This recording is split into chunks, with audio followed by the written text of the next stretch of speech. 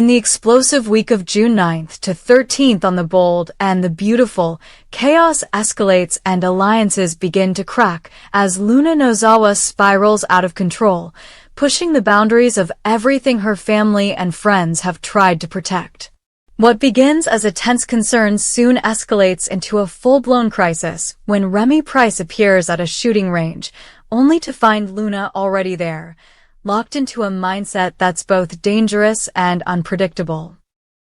The storm starts to build when Poppy Nozawa senses something is terribly wrong. Her daughter, Luna, isn't just acting out. She's exhibiting signs of a serious emotional breakdown. Poppy's alarm grows by the hour, and her fears reach a new height when Luna openly rebels against any sort of guidance or restraint. Instead of listening, Luna lashes out, defiant and determined to prove that she's in control of her own destiny. But that control is slipping fast, and Poppy knows it.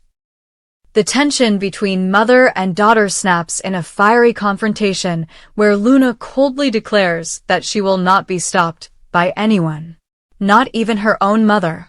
Meanwhile, at the hospital, Poppy races to warn those closest to the unfolding disaster. She sits down for an urgent meeting with Dr. John Finnegan and his mother, Lee Finnegan. The weight of Poppy's words hits hard. Luna is becoming unhinged.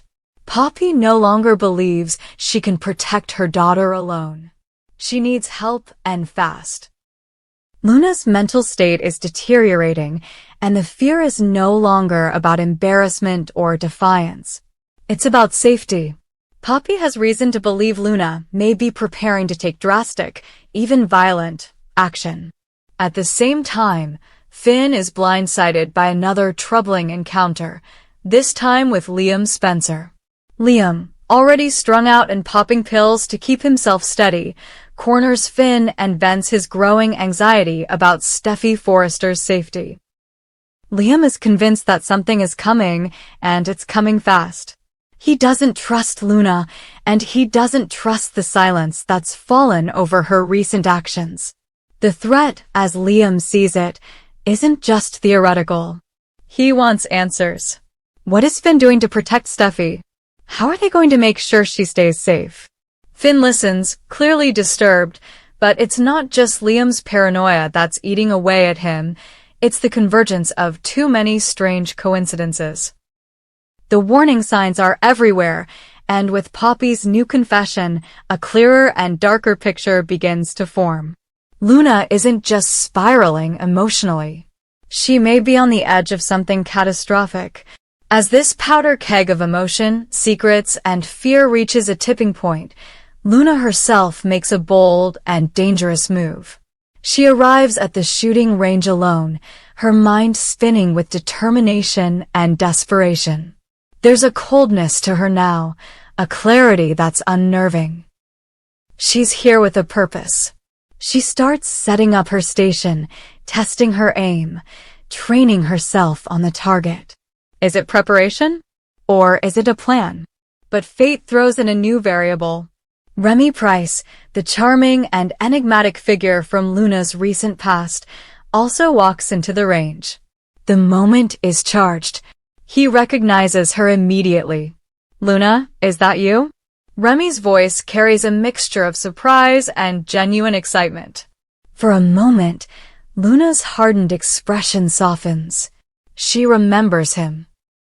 Not just as a stranger or a passerby, but as someone who showed her kindness when she was feeling lost. When he visited the Spencer estate as Dario the repairman, there had been a flicker of something. A connection. Now, that flicker reignites into a spark. Luna, who's felt utterly alone and abandoned by everyone she trusted, suddenly sees a glimmer of hope in Remy. He might understand her.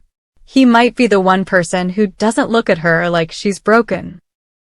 In the depths of her crisis, she clings to the idea that Remy could be her ally, her savior, even if she doesn't fully grasp the danger she's become to herself and others. But Remy isn't just an accidental observer. His appearance now, at this specific place and time, is suspicious. Is it just chance that he's here? Or has he been watching Luna longer than she realizes? There's something unsettling about how convenient his timing is. While Luna may see a kindred spirit, the truth about Remy's intentions remains a mystery, one that could either defuse this ticking bomb or ignite it into a full-blown explosion. Back in the hospital, Poppy's warning has triggered panic. Finn and Lee debate what to do next. Lee, clinical and cold as ever, insists they need to get ahead of this. If Luna is truly losing control, they have a duty to intervene before anyone gets hurt. Finn, torn between his medical instincts and emotional ties, tries to weigh the options. He knows Luna isn't just a patient, she's family. But if she poses a threat to Steffi or anyone else, he may have to make the hardest decision of all. Meanwhile, Liam grows more agitated, more desperate. He's convinced that something's going to happen soon, and he might be the only one seeing it clearly. The pills aren't helping anymore. His anxiety is eating him alive, and the thought of losing Steffi again is something he can't bear.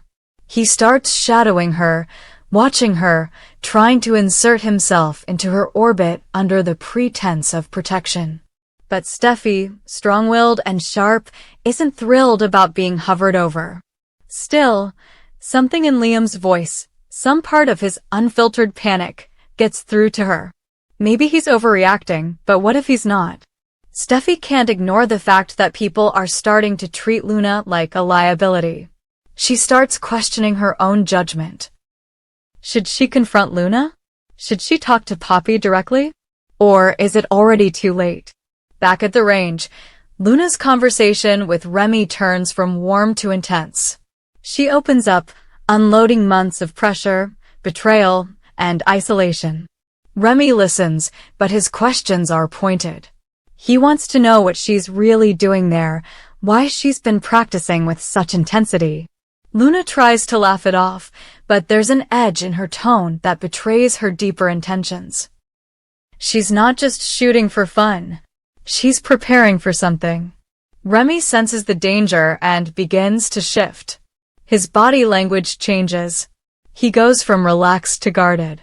He starts gently probing, trying to draw Luna away from whatever dark plan she's constructed.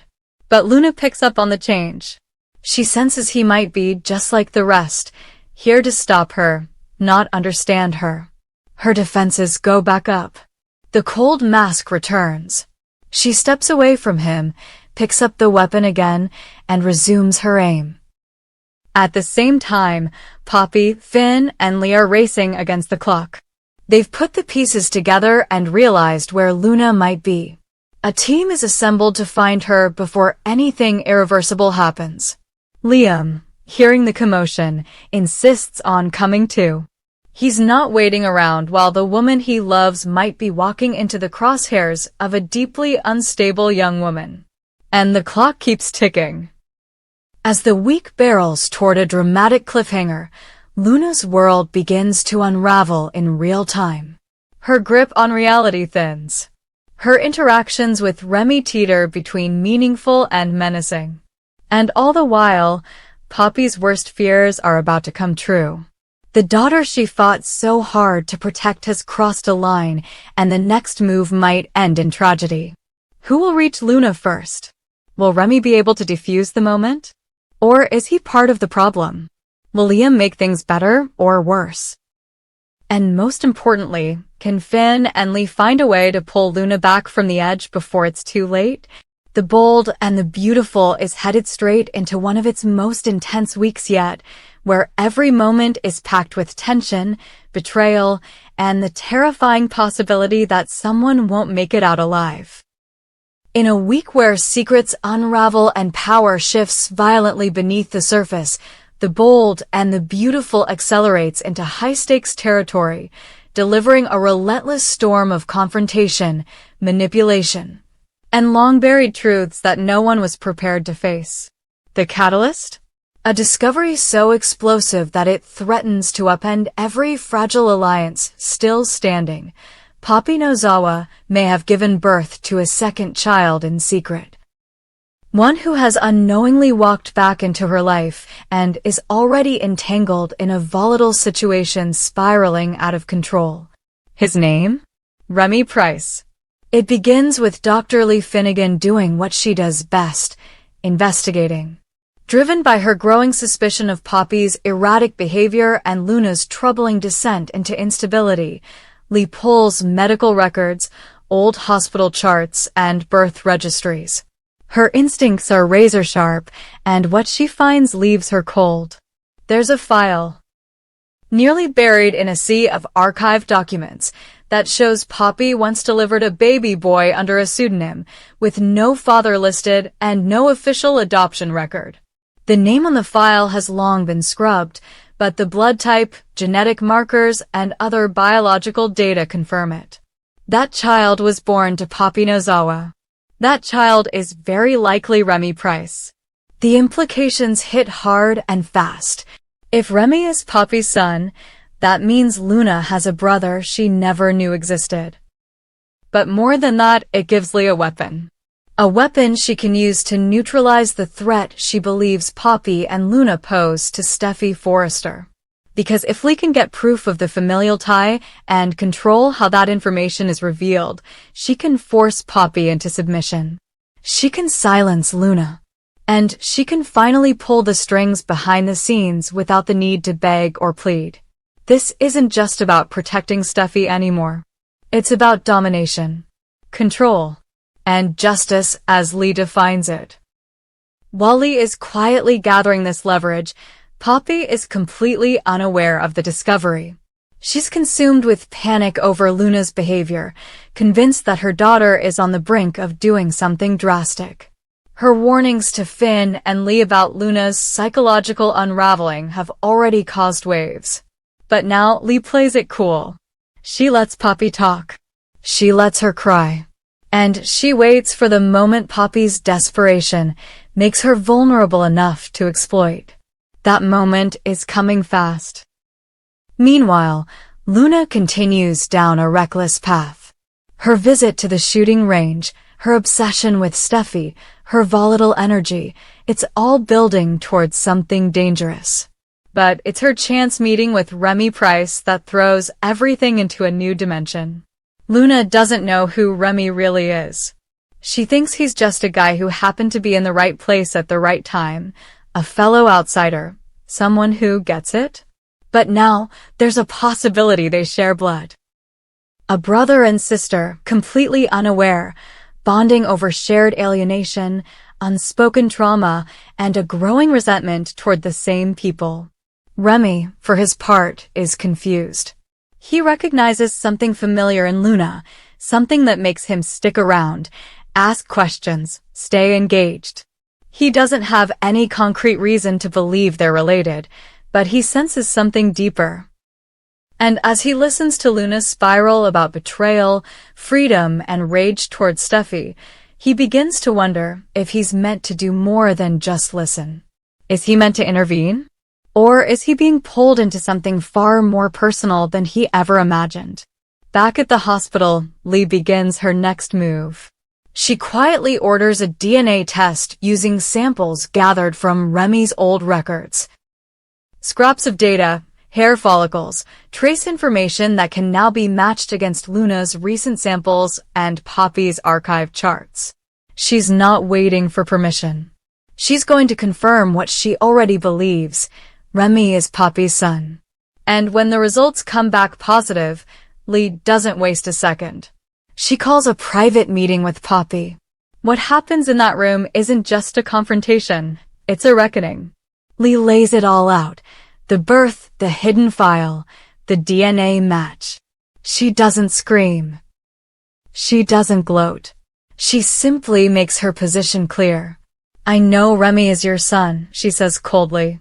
And if you don't want that information released, if you don't want Luna to find out the truth in the worst possible way, you will do exactly what I say.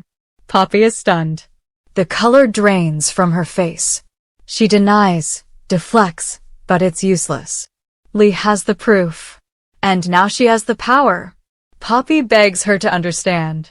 She explains that she gave up the child because she had no choice. She couldn't support him. She was scared. She was alone. But Lee isn't interested in sympathy.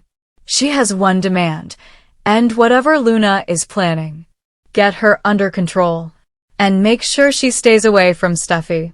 Or the whole truth about Remy will become public, starting with Luna. Poppy is trapped, torn between protecting her daughter and shielding her long-lost son from a scandal he never asked for. She agrees. But the clock is ticking. Luna is already too far gone. And Remy? He's starting to sense the tension. He asks questions. He corners Poppy. Why do you always look at me like I'm someone you used to know? He presses. Poppy can barely keep it together. Every time she sees him now, the guilt consumes her. She can't lie to him forever. And Luna, spiraling deeper, begins to suspect that people are hiding things from her. She lashes out, first at Poppy, then at Finn, then at anyone who dares suggest that she's unstable. She becomes erratic, unpredictable. She demands answers.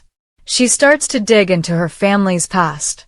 And slowly, she starts to piece together the edges of a puzzle that could ruin everything. She finds references to a birth, to a missing child. She finds photographs that don't make sense. She finds an old, torn document buried in Poppy's drawer, and she begins to realize that there's more to her story than anyone ever told her. Meanwhile, Remy starts putting together his own puzzle. He visits the hospital under the pretense of asking about his recent checkups, but secretly snoops through a file he glimpses on Lee's desk. It has his name. It has Luna's name. It has words like genetic match. His hands tremble as he reads. It all hits him at once. The gut feeling. The way Poppy looked at him. The strange connection he felt to Luna. The way Lee's demeanor changed after she discovered the file. He's not just some outsider. He's family. The fallout is swift and brutal. Remy confronts Poppy. She breaks down. She confesses everything. The pregnancy, the abandonment, the silence, the shame. She tells him he was never forgotten. That she thought of him every day. That she never meant for things to happen this way. But Remy doesn't care. He feels betrayed. Used. And worst of all, now he knows that Luna, someone he was beginning to feel something for, is his sister. The realization shatters him. Luna walks in on the tail end of the confrontation. She hears just enough to make sense of the situation. Her world implodes. She screams. She accuses Poppy of destroying everything. Of lying to her. Of letting her build a connection with someone who turned out to be her own blood. It's not just heartbreak, it's devastation. And Lee watches all of it unfold with brutal satisfaction. She doesn't lift a finger to stop the implosion. Because now, Poppy is neutralized. Luna is broken. Remy is lost. And Steffi? Steffi is safe. That's all that matters.